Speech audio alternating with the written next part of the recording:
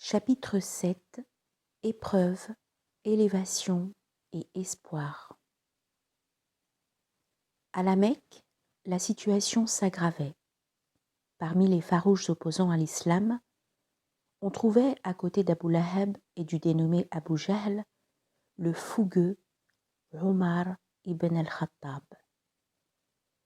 Celui-ci s'était déjà manifesté en frappant violemment et jusqu'à épuisement une femme nouvellement convertie à l'islam. Sous-titre 1. Omar ibn al-Khattab.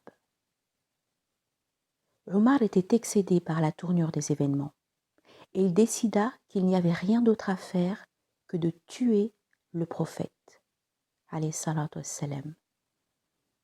C'était là le plus sûr moyen de mettre un terme au désordre et à la sédition qui sourdaient et mettaient en péril l'ensemble de la société mécoise. Il sortit donc de chez lui, l'épée à la main, à la recherche de Muhammad, alayhi salatu wassalam. Sur sa route, il rencontra Nu'aym ibn Abdallah, qui s'était secrètement converti à l'islam. Celui-ci lui demanda l'objet de son apparente colère, et Omar lui fit part de ses intentions de tuer le prophète, alayhi salatu wassalam. Nu'aym, prompte d'esprit, chercha un moyen de faire diversion et conseilla à Omar de mettre de l'ordre dans sa propre famille avant de s'en prendre à Mohammed, alayhi salatu wassalam. Il l'informa que sa sœur Fatima et son beau-frère Saïd s'étaient en effet déjà convertis à l'islam. Stupéfait et furieux, Omar changea ses plans immédiats et décida d'aller trouver sa sœur. Le couple était en train de lire et d'étudier le Coran avec le jeune compagnon Khabbab lorsqu'ils entendirent que quelqu'un s'approchait de leur demeure. Khabbab cessa sa lecture et se cacha. Omar avait entendu qu'on récitait quelque chose à l'intérieur, et il apostropha sa sœur et son mari de façon froide et agressive, en leur demandant de quoi il s'agissait. Tous deux nièrent les faits, mais Omar insista en affirmant qu'il avait bien entendu qu'il récitait un texte. Ils refusèrent de répondre, ce qui attisa la colère de Omar. Il se jeta sur son beau-frère pour le frapper, et lorsque sa sœur chercha à s'interposer, il la frappa violemment et elle se mit à saigner. La vue du sang sur le visage de sa sœur eut un effet immédiat, et Omar s'arrêta tout net. À ce moment précis, sa sœur le lui lança avec fougue. « Oui, nous sommes musulmans, et nous croyons en Dieu et en son envoyé. Quant à toi, fais maintenant ce que tu veux. » Omar resta interdit, partagé entre le regret d'avoir blessé sa sœur et la stupeur de l'annonce qui venait de lui être faite. Il demanda à sa sœur de lui remettre le texte qu'il récitait au moment de sa venue. Sa sœur exigea de lui qu'il fît d'abord des ablutions pour se purifier. Calme, mais encore ébranlé, Omar accepta, fit ses ablutions, puis se mit à lire. Taha, nous ne t'avons pas envoyé le Coran pour te rendre malheureux, mais comme un rappel pour celui qui craint le Seigneur, et comme une révélation émanant de celui qui a créé la terre et les cieux sublimes. L'infiniment bon qui s'est établi sur le trône, le souverain des cieux, de la terre, des espaces interstellaires et de tout ce qui se trouve dans les profondeurs du sol. Que tu élèves ta voix ou non, il connaît tous les secrets et les pensées les plus intimes. Il est Dieu, il n'y a de divinité que lui, et il porte les plus beaux noms. Sourate 20, versets 1 à 8. C'étaient les premiers versets. Et Omar continua à lire la suite du texte qu'il relatait, l'appel de Dieu à Moïse sur le mont Sinaï, jusqu'à ce qu'il parvienne au verset suivant. En vérité, je suis Dieu. Il n'y a pas d'autre Dieu que moi. Adore-moi et accomplis la prière afin de te souvenir de moi. Omar cessa alors sa lecture et manifesta son engouement pour la beauté et la noblesse de ses paroles. Khabbab, encouragé par l'apparente bonne disposition de Omar, sortit alors de sa cachette. Il lui révéla qu'il avait entendu une invocation du prophète, alayhi salatu wassalam, dans laquelle celui-ci demandait à Dieu de soutenir sa communauté par la conversion d'Abu al-Hakam ou de Omar ibn al-Khattab. Omar lui demanda où se trouvait Mohammed, alayhi salatu wassalam, et il lui indiqua qu'il était dans la demeure d'El-Arkam. Omar s'y rendit. Devant la porte, les habitants eurent peur car Omar portait encore son épée à la ceinture. Le prophète, alayhi salatu wassalam, accepta qu'il entre et Omar, instantanément, annonça son intention de se convertir. Le prophète, alayhi salatu wassalam, s'exclama « Allahu Akbar » Dieu est le plus grand.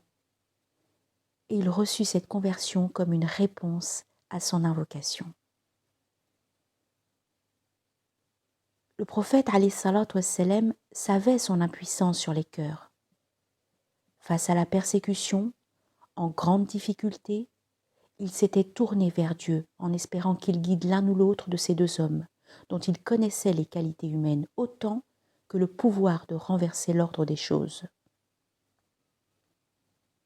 Le prophète alayhi salatu wassalam savait bien sûr que c'est Dieu seul qui guide les cœurs. Pour certains, la conversion fut un long processus qui prit des années de questionnement, de doute, d'avancée, de retour en arrière.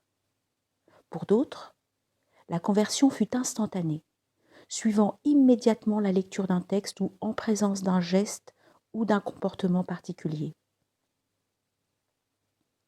Un secret. Les conversions qui ont pris le plus de temps n'étaient pas forcément les plus solides, et l'inverse n'était pas vrai non plus.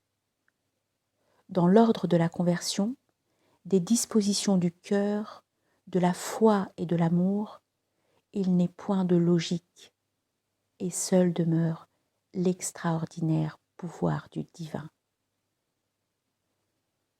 Omar était sorti de chez lui avec la volonté de tuer le prophète, alayhi salatu wassalam, aveuglé par son absolue négation du Dieu unique.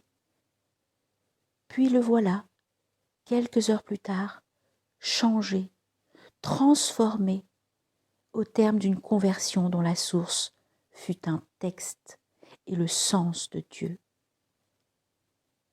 Il deviendra l'un des plus fidèles compagnons de celui dont il avait espéré la mort. Personne, parmi les musulmans, n'aurait pu imaginer que Omar reconnaisse le message de l'islam tant il avait manifesté de haine à son encontre. Cette révolution du cœur était un signe et portait un double enseignement. Rien n'est impossible à Dieu et il ne faut juger définitivement de rien ni de personne. Il s'agissait d'un nouveau rappel à l'humilité en toutes circonstances. Pour l'être humain, se souvenir du pouvoir infini du divin. Cela devrait vouloir dire apprendre vis-à-vis de sa propre personne à sainement douter de soi et vis-à-vis d'autrui à suspendre son jugement. Ainsi, à mesure qu'il avançait avec Dieu et devenait chaque jour davantage un modèle pour ses compagnons et pour l'éternité, le prophète alayhi salatu wassalam accédait à l'humilité et à la pudeur dans leur triple dimension de l'être, du savoir et du jugement. Omar, avec sa fougue et son courage, avait décidé de rendre publique sa conversion. Il alla sur le champ voir Abu Jahl pour lui annoncer la nouvelle et proposa au prophète, alayhi salatu wassalam, de faire une prière au grand jour dans l'enceinte de la Kaaba. Il y avait certes des risques, mais il s'agissait en même temps de montrer aux chefs de clan des Quraysh que les musulmans étaient présents et déterminés. Omar et Hamza, connus pour leur forte personnalité, entrèrent en tête du groupe dans l'enceinte de la Kaaba et les musulmans y prièrent en congrégation sans que personne n'osât intervenir. Sous-titre 2, le bannissement. C'en était trop néanmoins. La tension ne cessait de monter et les chefs se réunirent enfin pour tenter de mettre un terme à cette lente expansion. Il était nécessaire de prendre quelques mesures plus radicales. Les premiers convertis provenaient de toutes les tribus et rendaient donc impossible une stratégie basée sur le jeu des alliances habituelles. Au terme de longues discussions et de débats très animés, qui dans les faits divisaient de l'intérieur les clans et les appartenances, il fut décidé de bannir l'ensemble des Banu Hashim et d'établir une sorte d'ostracisme total vis-à-vis des individus et du clan. Un accord fut signé par une quarantaine de chefs qurayshites et apposé à l'intérieur de la Kaaba afin de rendre la décision solennelle et définitive. Abu Lahab, du clan des Hashimites, décida, en contradiction avec le code traditionnel de l'honneur, de se désolidariser de son clan et de soutenir le bannissement. Abu Talib eut l'attitude inverse et continua à soutenir son neveu, ce qui obligea les Quraysh à inclure de fait le clan des Muttalib dans le boycott. La décision était radicale et il s'agissait d'éviter tout contact avec les membres du clan, de ne plus épouser leurs filles ni leurs garçons, de ne plus faire de commerce ni d'établir un contrat de tout autre type et tout à l'avenant. La mise au ban devait être totale et durerait aussi longtemps que les deux clans accepteraient que Mohammed, alayhi salatu wassalam, continua de prêcher son message. Ce dernier devait cesser sa mission et ne plus faire référence au Dieu unique.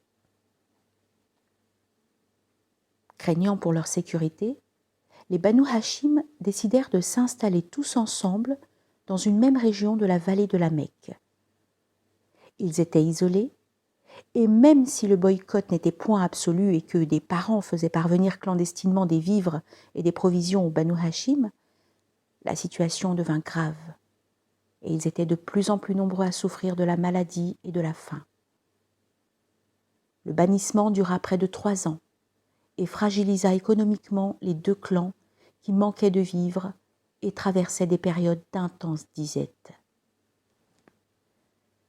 Abou Bakr y avait presque perdu sa fortune et la pression sociale et psychologique était insurmontable.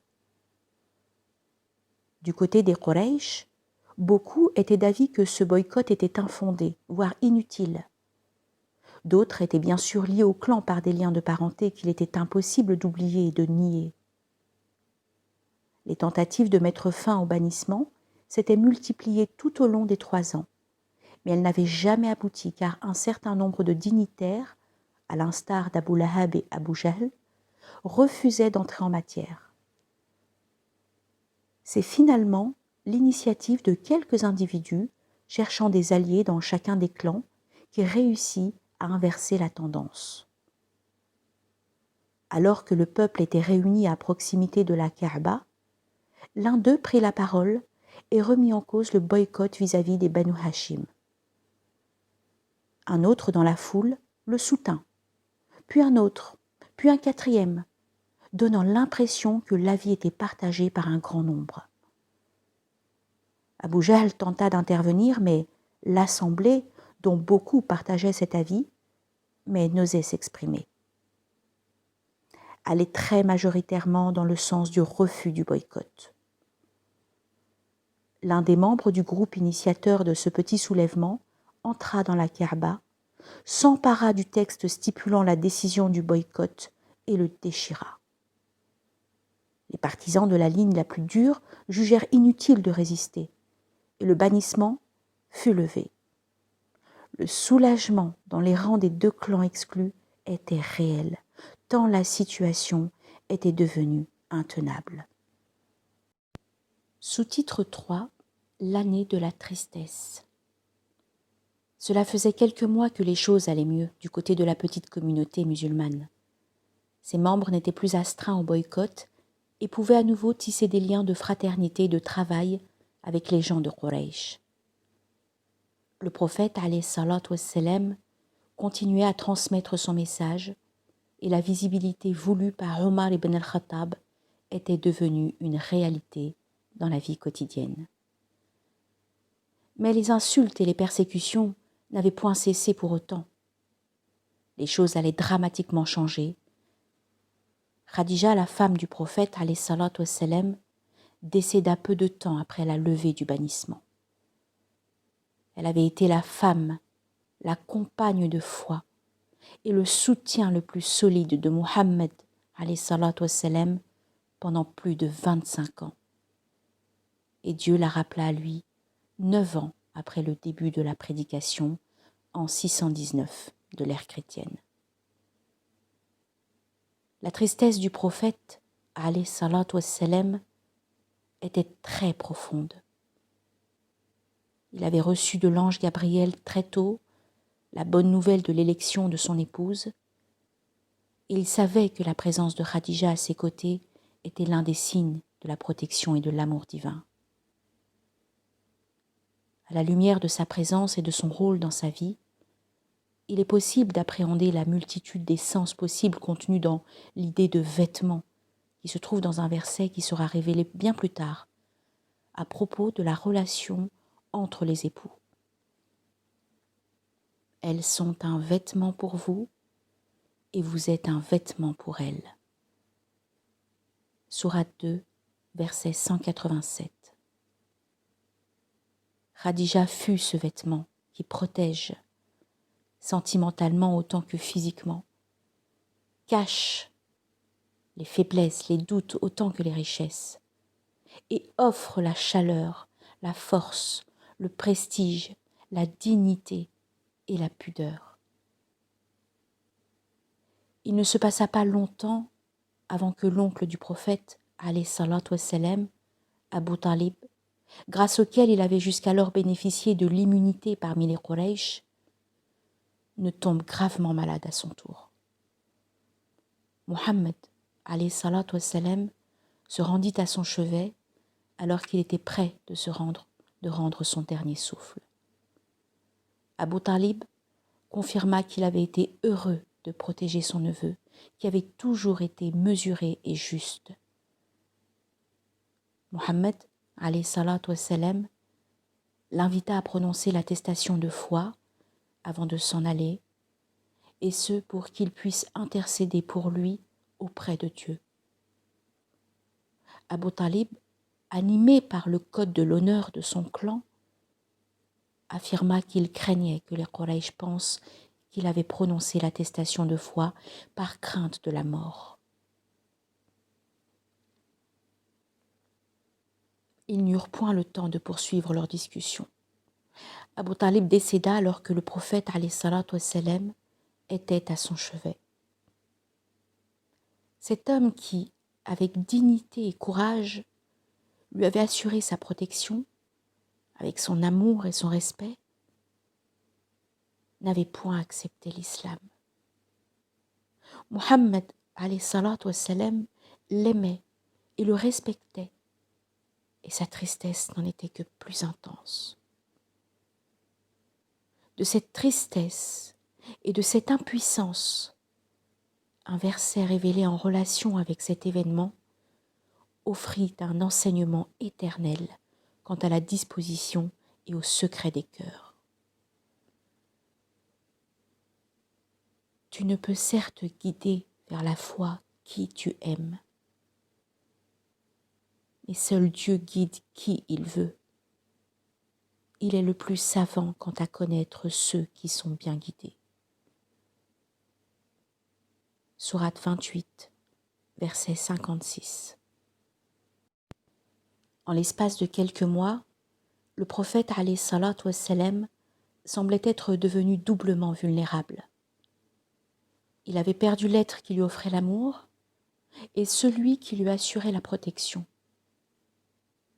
Malgré la peine, la souffrance et le trouble, il fallait réagir au plus vite et trouver les moyens de protéger la communauté des musulmans qui étaient restés à la Mecque.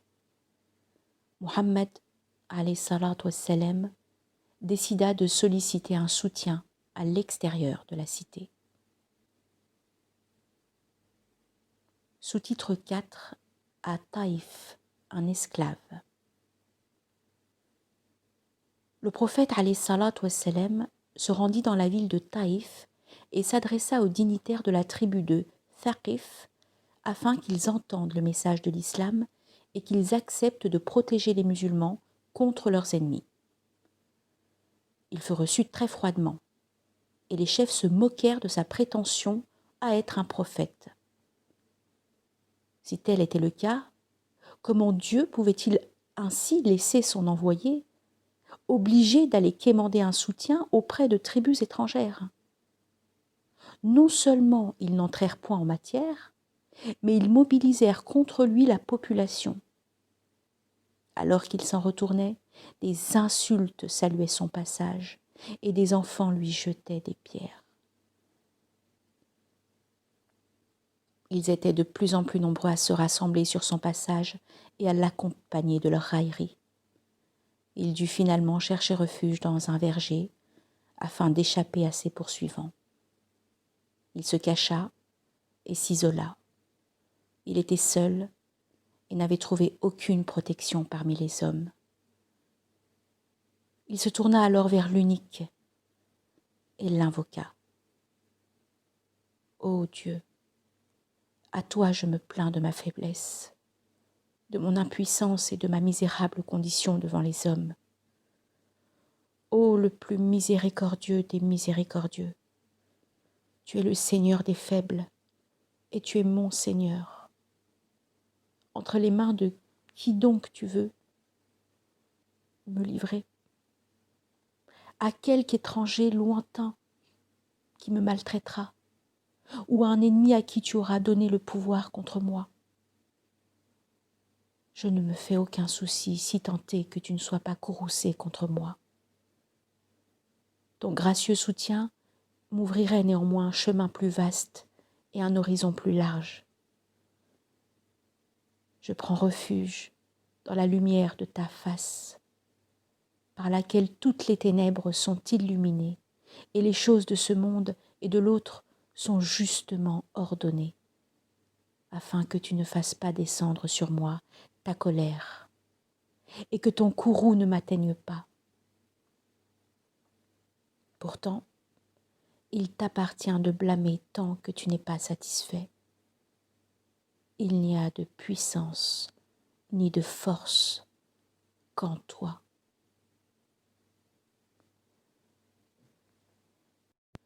C'est vers l'unique, son protecteur et son confident qu'il se tourna au moment où toutes les voies semblaient sans issue. Ces questions n'exprimaient point de doute quant à sa mission, mais traduisaient clairement son impuissance d'être humain, ajoutée à son ignorance des desseins divins. À cet instant précis, loin des hommes, dans la solitude de sa foi et de sa confiance en l'infiniment bon, il s'en remit littéralement et totalement à Dieu. En cela, cette prière révèle toute la confiance et la sérénité que Mohammed, alayhi salatu wassalam, puise de sa relation au très rapproché. Cette invocation, devenue célèbre, dit l'impuissance de l'homme et l'extraordinaire force spirituelle de l'envoyé. Apparemment seul et sans allié, il sait qu'il n'est point seul. Les deux propriétaires du verger avaient de loin vu entrer Muhammad alayhi salatu wassalam et l'avaient observé s'isoler et lever les mains pour invoquer Dieu. Ils envoyèrent leur esclave, Addas, un jeune homme chrétien, lui porter une grappe de raisin. Lorsque celui-ci tendit la grappe, il entendit le prophète prononcer la formule « Bismillah » au nom de Dieu, je commence par Dieu. Il en fut surpris et s'enquit de l'identité de cet homme qui y prononçait des formules que lui, chrétien, n'avait jamais entendues dans la bouche des polythéistes. Muhammad, alayhi salatu wassalam, lui demanda d'où il venait, et Haddas lui répondit qu'il était originaire de Ninive. Le prophète, alayhi salatu wassalam, ajouta « Le pays de Jonas le juste, fils de Matta ». Le jeune homme s'étonna et se demanda comment cet homme avait pu avoir connaissance de cela. Après l'avoir informé du fait qu'il était chrétien, Haddas questionna à son tour Muhammad, alayhi salatu wassalam, sur son identité et sur l'origine de son savoir. Ce dernier lui confia « Jonas est mon frère, il était prophète et je suis prophète. » Haddas l'observa un instant, puis lui baisa la tête, les mains et les pieds. Ses maîtres en furent choqués et à son retour auprès d'eux, il les informa que seul un prophète pouvait savoir ce que cet homme savait. Haddas accepta l'islam au terme d'une discussion de quelques minutes. Le roi chrétien d'Abyssinie avait tout de suite reconnu la filiation des deux messages et c'était maintenant un jeune esclave, lui aussi chrétien, qui partageait la même intuition. 2 fois déjà, sur la route de Muhammad, alayhi salatu wassalam, dans la peine et l'isolement, s'étaient trouvés des croyants chrétiens qui lui avaient accordé la confiance, le respect et le refuge. Un roi accueillit des musulmans leur assurant la sécurité. Un esclave servit leur prophète alors que tous les hommes l'avaient rejeté, lui et son message. Le prophète, alayhi salatu wassalam, reprit alors la direction de la Mecque. Sur la route, il rencontra un cavalier à qui il demanda de s'enquérir auprès d'un dignitaire mécois de sa parenté s'il acceptait de lui assurer sa protection. Le cavalier s'exécuta, mais le dignitaire refusa, comme ce fut également le cas d'un second chef sollicité. Le prophète, alayhi salatu wassalam, ne désirait pas entrer à la Mecque dans ces conditions, et il alla donc se réfugier dans la caverne de Hira, où il avait reçu la première révélation. C'est finalement la 3e personne sollicitée, Moutim, le chef des clans de Naoufel, qui accepta d'assurer sa protection. Et il le fit savoir en accueillant publiquement Muhammad, alayhi salatu wassalam, dans l'enceinte de la Kaaba.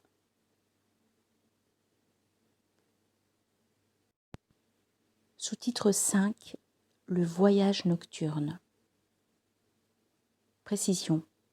Il existe des divergences dans les sources classiques relatant la vie du prophète, alayhi salatu wassalam, quant à la chronologie des événements. Le voyage nocturne est parfois narré avant l'année de la tristesse. Le prophète, alayhi salatu wassalam, aimait se rendre dans l'enceinte de la Kaaba pendant la nuit. Il y veillait et priait pendant de longues heures. Un soir, il ressentit soudain une lourde fatigue et un profond besoin de dormir. Il se coucha donc à proximité de la Kaaba et s'endormit. Muhammad, alayhi salatu wassalam, raconta que l'ange Gabriel vint alors à lui, le secoua par 2 fois, puis l'emmena la 3e fois aux portes de la mosquée où les attendait un animal blanc, qui semblait être un mélange entre la mule et l'âne et portait des ailes sur le flanc. Il enfourcha l'animal, nommé El-Buraq, et ils s'en allèrent en compagnie de l'ange Gabriel vers Jérusalem.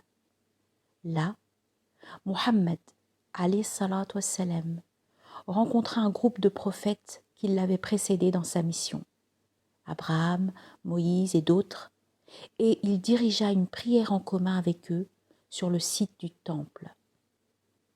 La prière terminée, le prophète alayhi salatu wassalam fut élevé en compagnie de l'ange Gabriel au-delà de l'espace et du temps. Sur sa route, dans l'ascension des 7 cieux, il rencontra les prophètes qu'il reconnaissait tout de suite, et sa vision des cieux et de la beauté de ses horizons imprégnait son être. Il parvint enfin au lotus de la limite, Sidrat el-Muntaha. C'est là que le prophète reçut l'injonction des 5 prières par jour et la révélation du verset qui fixait les éléments du credo, el-Aqida, des musulmans.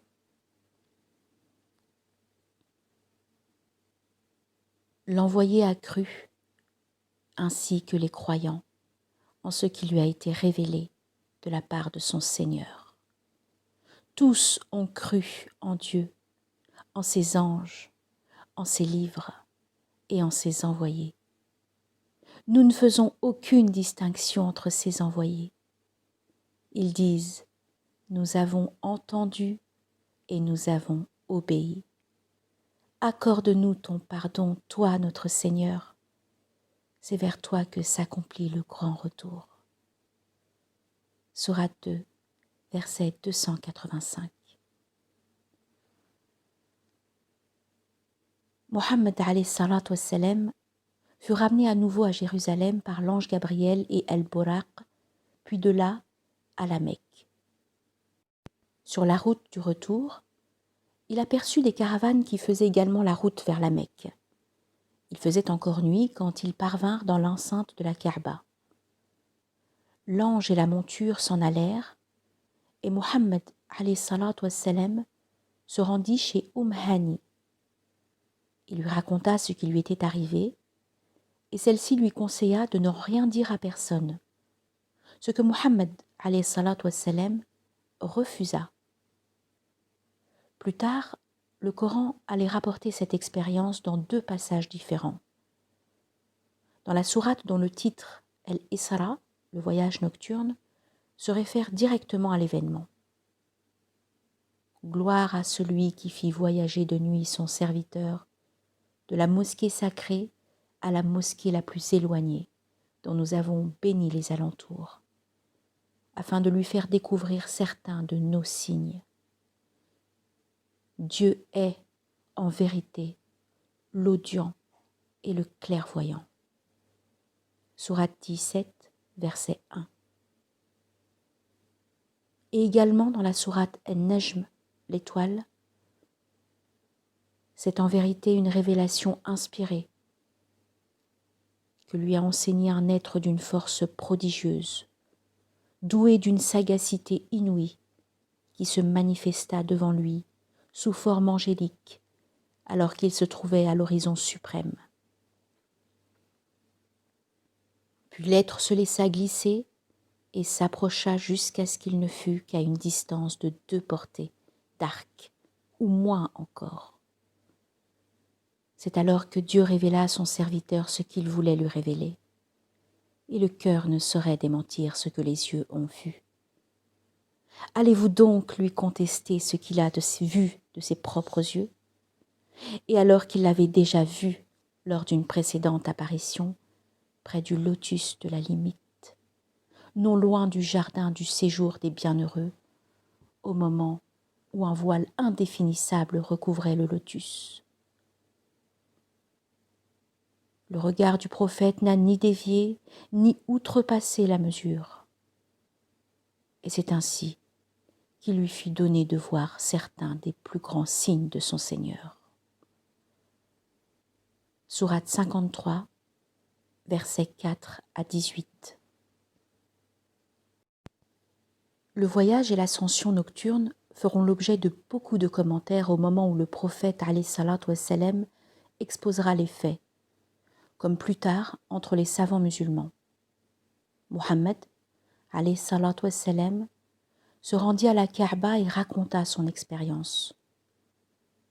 Les moqueries, les rires et les critiques ne tardèrent pas.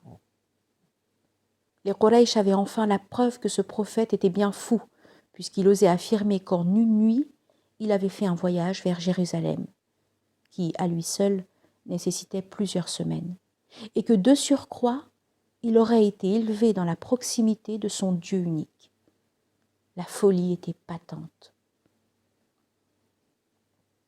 L'expérience du voyage nocturne, présentée dans les livres classiques narrant la vie du prophète alayhi salatu wassalam comme un don de Dieu et une consécration de l'envoyé, de l'élu El-Mustafa, fut parmi les hommes une véritable épreuve. Elle marquait une limite entre les croyants dont la foi rayonnait par la confiance qu'ils avaient en ce prophète et en son message, et les autres qui pouvaient être ébranlés par l'invraisemblance de tels propos. Une délégation des Quraysh s'empressa d'interpeller Abou Bakr au sujet de son ami fou et insensé. Sa réponse immédiate et franche les surprit.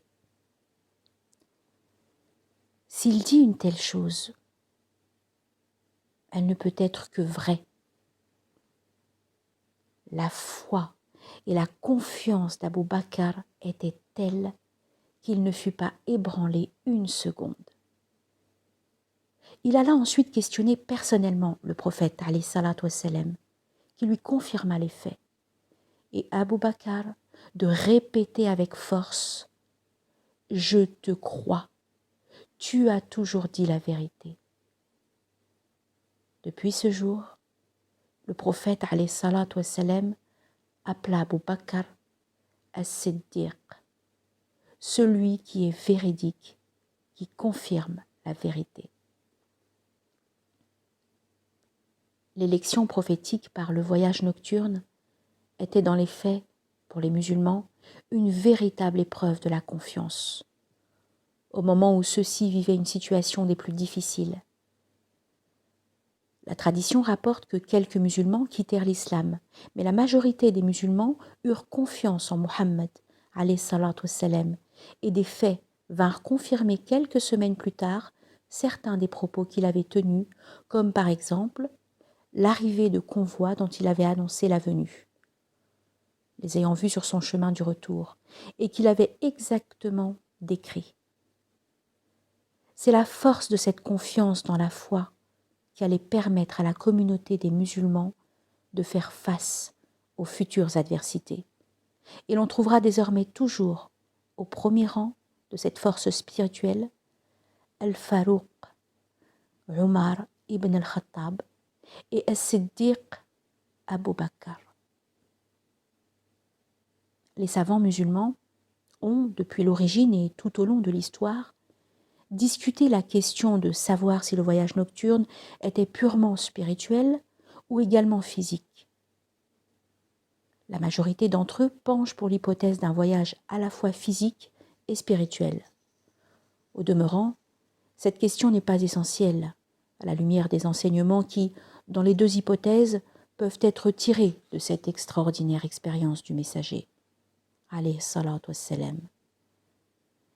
Il y a d'abord, bien sûr, la centralité de la ville de Jérusalem.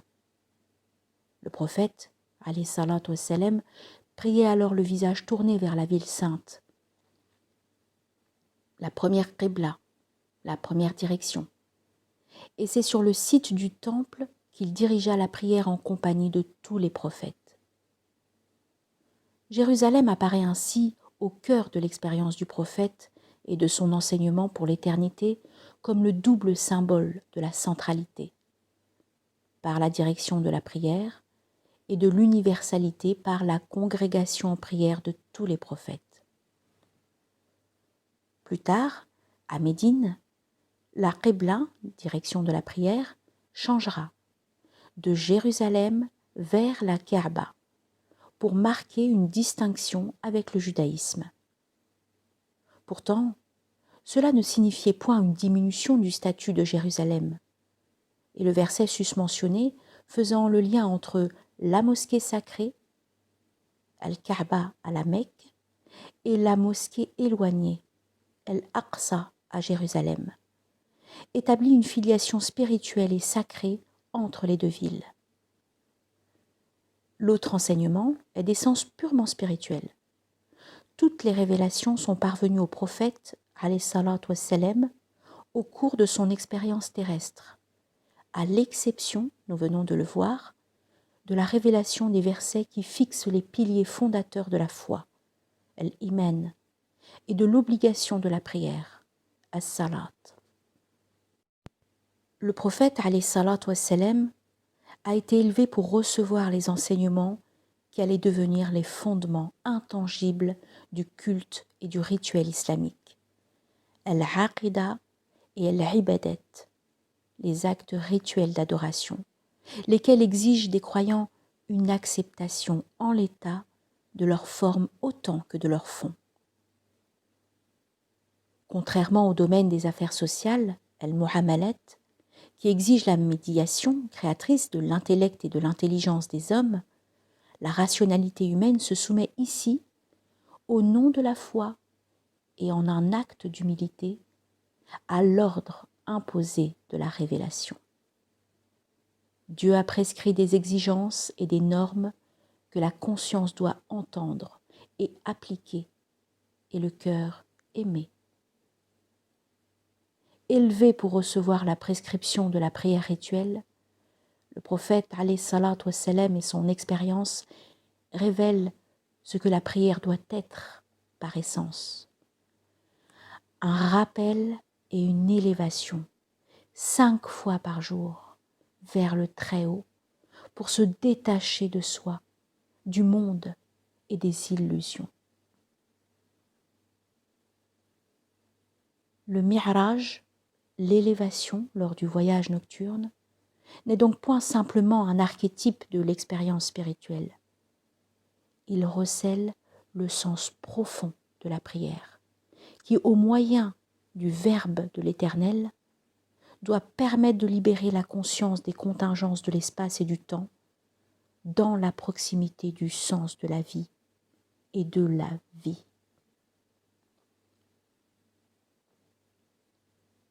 Sous-titre 6, vers l'exil.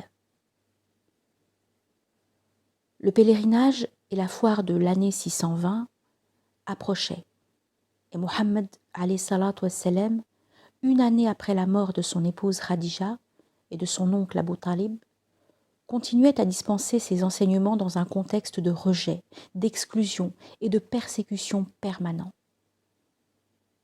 Une centaine de musulmans vivaient désormais protégés en Abyssinie, mais aucune autre solution ne semblait se présenter pour les fidèles vivant à la Mecque.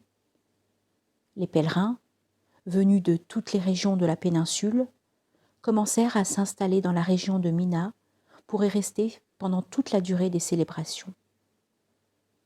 Mohammed, alayhi salatu wassalam, s'y rendait souvent et transmettait son message à des femmes et à des hommes qui, dans leur ville lointaine, en avaient entendu parler mais n'en connaissaient pas le véritable contenu. L'accueil était loin d'être toujours favorable. À Al-Aqaba, non loin de Mina, le prophète alayhi salatu wassalam rencontra un groupe d'habitants de Yathrib, originaires des Khazraj, l'une des 2 grandes tribus rivales de Yathrib, l'autre étant celle des Haus, et il commença à leur transmettre son message. Ceux-ci en avaient déjà eu vent par l'intermédiaire des tribus juives installées dans leur cité, et ils désiraient en savoir davantage. Ils écoutèrent le prophète, alayhi salatu wassalam, et finirent par accepter le message de l'islam. Ils promirent d'en faire connaître la substance aux membres de leur tribu et de maintenir un contact permanent avec le prophète, alayhi salatu wassalam. Ils s'en retournèrent et commencèrent leur prédication à Yathrib. À la Mecque, les conversions ne cessaient d'augmenter et Mohammed alayhi salatu wassalam continuait son enseignement public. Sur le plan privé, beaucoup lui conseillaient de songer à se remarier. Des propositions lui étaient faites, mais le prophète alayhi salatu wassalam n'était jamais entré en matière. Il fut 2 songes dans lesquels la très jeune Aïcha, la fille d'Abou Bakr, alors âgée de 6 ans, lui était offerte en mariage. Khawla, qui s'était occupée des besoins du prophète alayhi salatu wassalam depuis la mort de Khadija, lui proposa 2 noms. Saouda, une veuve d'une trentaine d'années qui était revenue très récemment d'Abyssinie, et Aïcha, la fille d'Abou Bakr. Mohammed alayhi salatu wassalam vit dans cette curieuse coïncidence un signe de la véracité de ses songes et demanda à Khawla de faire le nécessaire afin de savoir si ces 2 mariages étaient envisageables. La pratique de la polygamie était alors la règle en Arabie et la situation du prophète alayhi salatu wassalam, monogame pendant 25 ans, était l'exception. L'union avec Saouda fut particulièrement aisée à concrétiser. Saouda répondit immédiatement et très favorablement à la proposition qui lui était faite. Et ils se marièrent quelques mois plus tard. Aïcha, selon les coutumes arabes, avait déjà été promise par Abou Bakr au fils de Moutim, et son père dut négocier avec ce dernier le renoncement à cette promesse, ce qu'il accepta. Aïcha devint donc officiellement la seconde femme de Mohammed, alayhi salatu wassalam, et le mariage allait être consommé quelques années plus tard. Une année était passée déjà, et la Mecque accueillait à nouveau les pèlerins et les marchands pour les festivités de l'année 621. Une rencontre fut organisée entre le prophète, alayhi salatu wassalam, et une délégation de Yathrib, venue rendre compte de l'évolution des choses dans la ville. 12 habitants de Yathrib, dont 2 de la tribu des Haus, participaient à cette rencontre. Ils y firent un serment d'allégeance au prophète, alayhi salatu wassalam, stipulant qu'ils n'associeraient rien à Dieu et qu'ils respecteraient les obligations et les interdits de l'islam. Ils allaient donc former la première communauté musulmane de Yathrib. Mohammed alayhi salatu wassalam envoya avec eux un compagnon, Mus'ab ibn Umayr, qui venait tout juste d'Abyssinie, et était connu pour son calme, sa sagesse et la beauté de sa récitation du Coran. De retour à Yathrib, la délégation ne cessa de diffuser le message, et Mus'ab enseignait l'islam, récitait le Coran et répondait aux questions. Malgré des divisions ancestrales et toujours très vives, des membres des Haus et des Khazraj se convertissaient à la nouvelle religion et voyaient disparaître les motifs de leurs anciennes rivalités. Le message de fraternité de l'islam les unissait. Les chefs de clan étaient néanmoins très réticents, et la réponse de Mus'ab, qui ne réagissait jamais à leurs attaques ou à leur agressivité, était chaque fois identique. Assieds-toi et écoute le message, s'il te plaît, accepte-le, sinon ne t'en soucie pas. Le nombre de conversions, et ce même parmi les dignitaires, fut important. Lors du pèlerinage de l'année suivante, le prophète alayhi salatu wassalam rencontra une importante délégation de musulmans de Yathrib composée de 73 personnes, dont 2 femmes. Ils appartenaient aux 2 clans des Haus et des Khazraj et venaient annoncer au prophète, alayhi salatu wassalam, la bonne nouvelle de leur engagement pour l'islam. Après quelques discussions sur la nature de la future relation, ils conclurent alors un second pacte qui stipulait que les musulmans de Yathrib s'engageaient à protéger le prophète, alayhi salatu wassalam, de même que les femmes et les enfants musulmans de la Mecque contre toute agression. Ce second pacte qui assurait un refuge, une protection et un engagement des musulmans de Yathrib aux côtés de leurs frères mécois, ouvrait au prophète, alayhi salatu wassalam, les horizons d'un avenir prometteur. Mohammed, alayhi salatu wassalam, encouragea désormais les musulmans à immigrer discrètement à Yathrib, alors que ses compagnons les plus proches demeuraient encore autour de lui. Sous-titre 7. Avec les non-musulmans. Mohammed alayhi salatu wassalam avait toujours gardé des liens très forts avec les membres des différents clans ou de sa parenté qui n'avaient pas accepté l'islam. Son oncle Abu Talib, qu'il aimait tant et qui l'accompagna jusqu'à son dernier souffle, en était un exemple. Un autre oncle, Abbas, ressentait en permanence aux côtés du prophète alayhi salatu wassalam, alors qu'il ne s'était point converti, la confiance que Mohammed alayhi salatu wassalam lui portait était immense et il n'hésitait point à se confier à lui ou à le faire participer à des réunions secrètes où se jouait l'avenir de la communauté.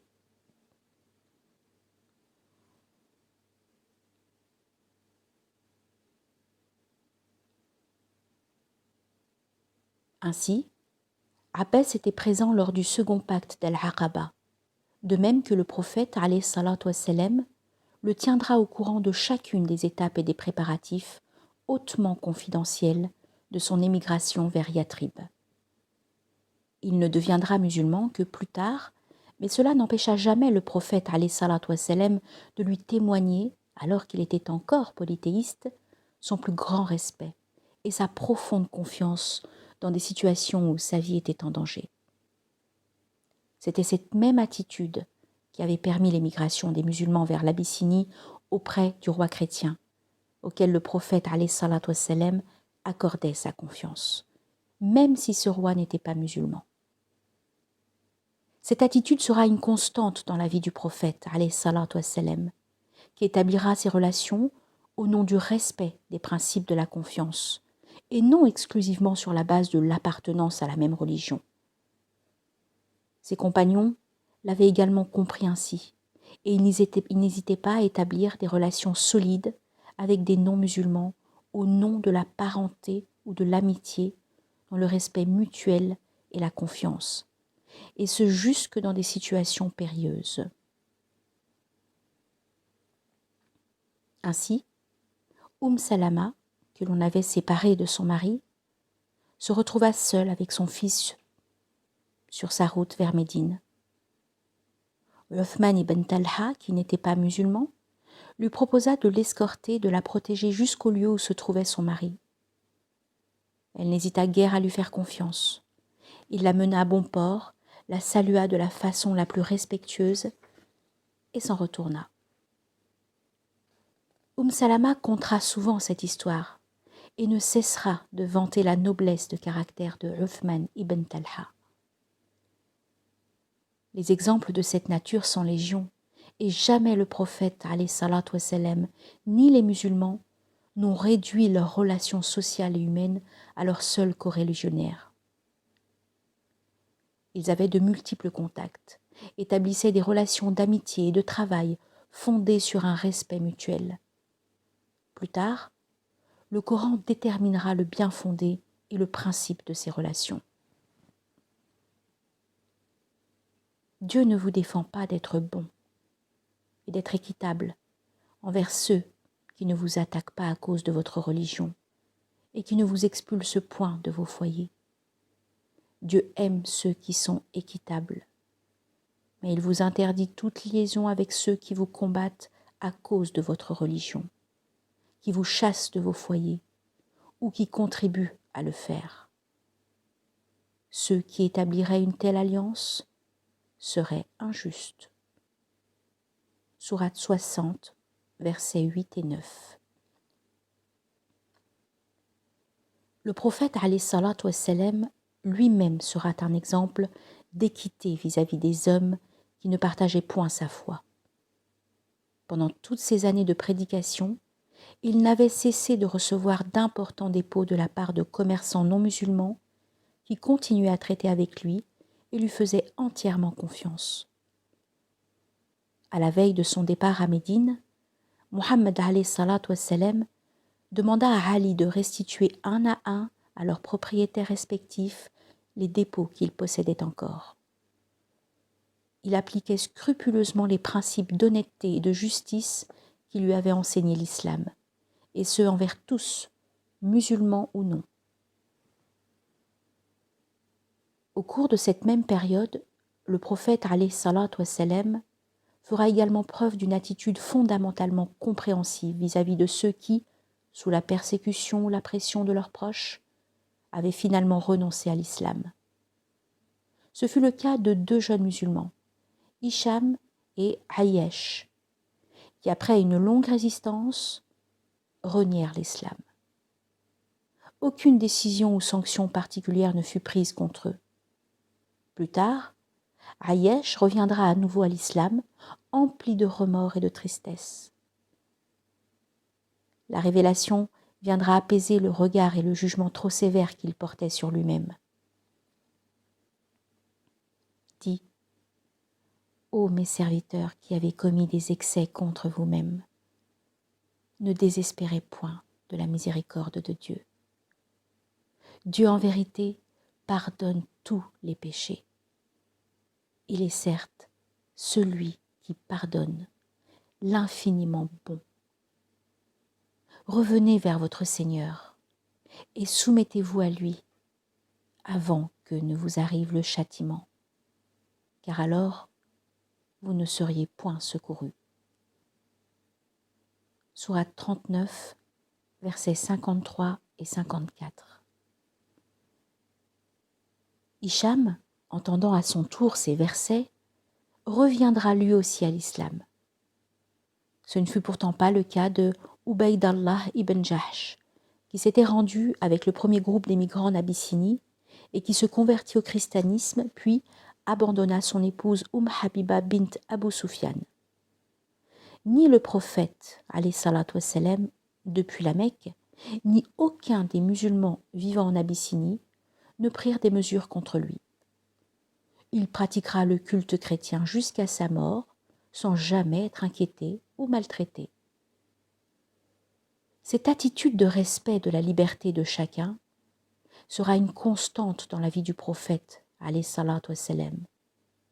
Et il n'existe aucune mention dans les sources de référence qui relatent sa vie d'une attitude qui aurait été différente. Plus tard, à Médine, il aura des propos tranchés et prendra des dispositions fermes contre ceux qui se convertissaient à l'islam à seule fin d'obtenir des informations en situation de conflit. Puis le reniaient pour revenir à leur tribu et transmettre ce qu'ils avaient pu apprendre. Il s'agissait en fait de traîtres de guerre qui étaient passibles de mort, car leurs actions pouvaient avoir comme conséquence la destruction de la communauté musulmane avec son lot ô combien plus important d'exécutions et de morts. Sous-titre 8. Autorisation d'émigrer. Le protecteur du prophète, alayhi salatu wassalam, Moutim, venait de décéder. La situation se faisait particulièrement difficile et les Quraysh, ayant remarqué que les musulmans commençaient à quitter la Mecque, devenaient à leur tour de plus en plus durs dans leur opposition. Les chefs de clan décidèrent de se réunir et, ensemble, à l'instigation d'Abu Lahab et Abu Jahl, ils décidèrent qu'il fallait éliminer le prophète, alayhi salatu wassalam. Le stratagème consistait à mandater un exécutant de chaque clan afin d'empêcher les Hachimites de pouvoir se venger en exigeant le prix du sang. Ils décidèrent qu'il fallait ne point perdre de temps et se débarrasser du prophète alayhi salatu wassalam au plus vite. L'ange Gabriel était venu confirmer au prophète alayhi salatu wassalam le sens d'un songe qu'il avait eu quelques jours auparavant quand, dans une vision, il vit que se dessinaient les contours d'une cité florissante qui l'accueillait. l'ange lui annonça qu'il devait s'apprêter à immigrer à Yathrib et que son compagnon serait Abu Bakr. Mohammed alayhi salatu wassalam alla annoncer cette nouvelle à Abu Bakr qui en pleura de joie. Il leur fallait encore organiser les derniers détails de leur départ. Ils avaient su que les Quraysh avaient ourdi un plan pour éliminer le prophète, alayhi salatu wassalam. Celui-ci demanda à Ali de prendre sa place dans sa couche la nuit suivante et de ne point quitter la Mecque jusqu'à ce qu'il lui en donnât l'ordre. Les membres du groupe qui voulaient éliminer le prophète, alayhi salatu wassalam, se cachèrent devant chez lui et attendirent qu'il sorte comme il en avait l'habitude pour se rendre à la prière avant le lever du soleil. Ils entendirent du bruit et ils se préparèrent à l'assaut, quand ils s'aperçurent qu'ils avaient été trompés et que c'était son cousin Ali qui était à l'intérieur de la demeure. Leur plan avait échoué. Pendant ce temps, le prophète alayhi salatu wassalam s'était rendu chez Abu Bakr et avait déjà réglé les derniers détails de son départ vers Yathrib.